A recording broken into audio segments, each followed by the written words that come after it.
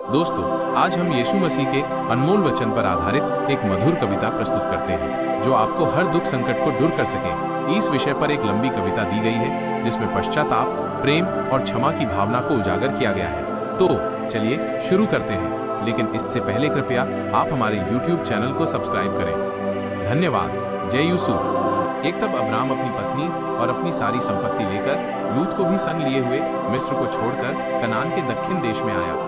2 Abram भेड़ बकरी, गाय बैल और सोने रूपे का बड़ा धनी था।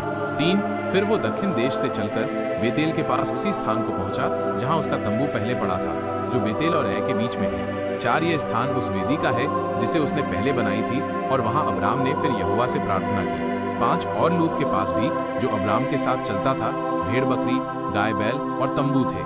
600 उस देश में उन दोनों की समाई न हो सकी कि वे इकट्ठे रहे, क्योंकि उनके पास बहुत धन था, इसलिए वे इकट्ठे न रह सके। 700 अब्राम और लूत की भेड़ बकरी और गाय बैल के चरवाहों के बीच में झगड़ा हुआ, और उस समय कनानी और परिज्जी लोग उस देश में रहते थे। 8 तब अब्राम लूत से कहने लगा, मेरे और तेरे बीच और मेरे और तेरे चरवाहों के बीच में झगड़ा न होने पाए, क्योंकि हम लोग भाई बंधु हैं। 9 क्या सारा देश तेरे सामने नहीं? सो मुझसे अलग हो। यदि तू बाईं ओर जाए तो मैं दाहिनी ओर जाऊंगा, और यदि तू दाहिनी ओर जाए तो मैं बाईं ओर जाऊंगा।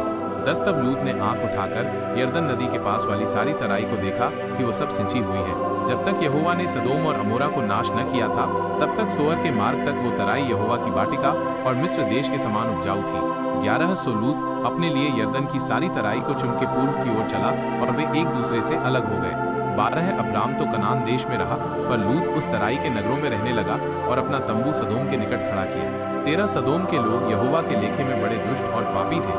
14 जब लूत अब्राम से अलग हो गया, तब उसके पश्चात यहोवा ने अब्राम से कहा, आंख उठाकर जिस स्थान पर तू है वहां से उत्तर दक्षिण पूर्व पश्चिम चारों ओर दृष्टि कर। 15 क्योंकि जितनी भूमि तुझे दिखाई देती है, उस सबको मैं तुझे और तेरे वंश को युग युग के लिए दूंगा।